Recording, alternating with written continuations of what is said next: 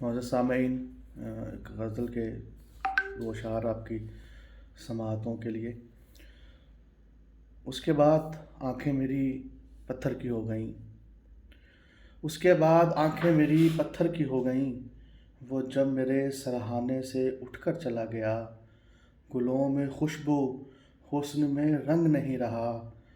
گلوں میں خوشبو حسن میں رنگ نہیں رہا، یہ کون میرے زمانے سے اٹھ کر چلا گیا۔ ایک شعر کہ ایک یوسف ہی نہیں ہے یہاں برائے فروخت، صرف یوسف ہی نہیں ہے یہاں برائے فروخت، عشق زلیخا کو بھی بازار میں لے آیا ہے۔ اور بہاولپور کے حوالے سے ایک شعر کہ ایک عجب طلسم کدا یارو اس کریائے رنگ و نور میں ہے، ایک عجب طلسم کدا یارو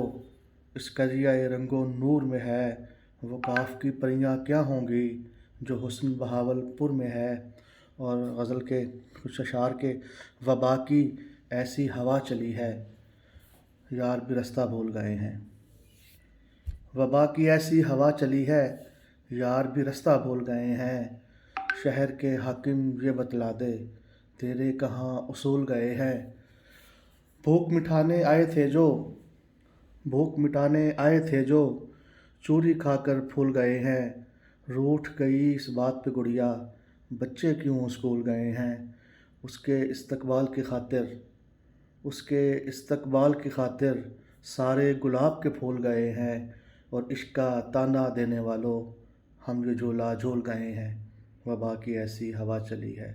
یار بھی رستہ بھول گئے ہیں۔ اور آخر میں چند اشعار کہ تو ہی تو بس میرے گمان میں تھا،